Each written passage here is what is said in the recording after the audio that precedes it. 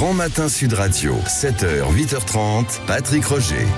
Il est 7h25, tout compte fait, Eric Revel, bonjour. Patrick, bonjour à tous. Effet JO côté syndical, que se passe-t-il à RATP?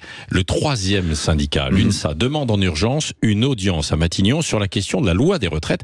Ça ressemble énormément à la SNCF il y a quelques jours, hein. Absolument. Demande urgente d'un syndicat pour être reçu par Gabriel Attal. Écoutez bien, pour l'UNSA, donc, qui est le troisième syndicat de la RATP, il s'agirait même d'une urgence sociale.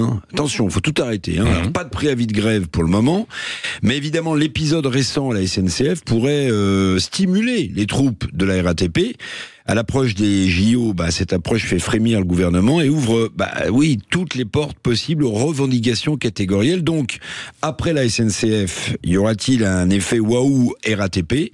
En tout cas, les gratifications salariales déjà octroyées par Jean Castex, vous vous souvenez, l'ancien Premier ministre qui est l'actuel PDG de la RATP, ces gratifications pour assurer le service estival de bus, de métro, de tramway à Paris durant les Jeux Olympiques et Paralympiques jusqu'au 8 septembre, tout ça ne semble pas suffire. Alors, quel est le problème? Alors, le problème, je vais pas rentrer dans le détail, mais quand même. Le désaccord porte en fait entre la direction et ce syndicat sur un décret pas clair pour le syndicat sur les fins de retraite. Sur les fins de retraite à la RATP. Le syndicat demande tout simplement l'annulation du décret retraite au plus vite à la RATP. L'accord social, évidemment, à la SNCF sur les aménagements de fin de carrière, qui a coûté d'ailleurs sa place à Jean-Pierre Farandou, le patron de la SNCF.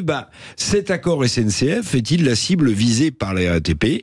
Peut-être bien que oui, parce que tous les chantages sociaux en ce moment sont possibles, à la veille des JO. Nous demandons à mettre en place un dispositif de fin de carrière, écoutez bien, a dit une dame qui s'appelle Harold Lamas, qui est la secrétaire générale UNSA RATP, sur le modèle de la SNCF, c'est pas impossible. Oui, c'est ça, il faut rappeler quand même que cet effacement de la réforme des retraites coûte aux contribuables.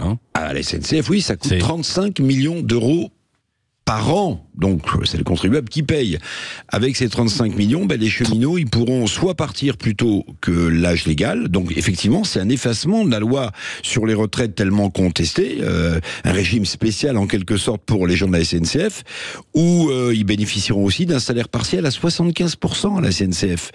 Ou alors, ils pourront postuler pour des emplois moins exposés à la pénibilité lors de leurs 10 dernières années de vie professionnelle. Alors, tout ça, a-t-il donné des idées à la RATP? Réponse bientôt, parce que, Patrick, il y a des élections au conseil d'administration de la RATP, du 27 au 31 mai prochain, là, à la fin du mois. Et évidemment, toutes les enchères syndicales sont possibles entre l'UNSA, la CGT, qui est le premier syndicat à la RATP, FO, qui est le deuxième syndicat à la RATP. Je termine sur un mot un peu facile, mais je pense que les Français l'imaginent comme ça. Est-ce que les entreprises publiques sont déjà médailles d'or des revendications sociales avant les JO? Je pose la question. Oui, merci Eric Revel. Vous revenez tout à l'heure à 8h15. Nous reparlons de ce sujet, de bien d'autres aussi.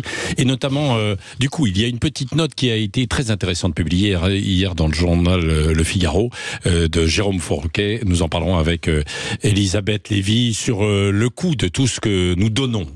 Évidemment, toutes les contributions. Allez, la petite réplique du jour.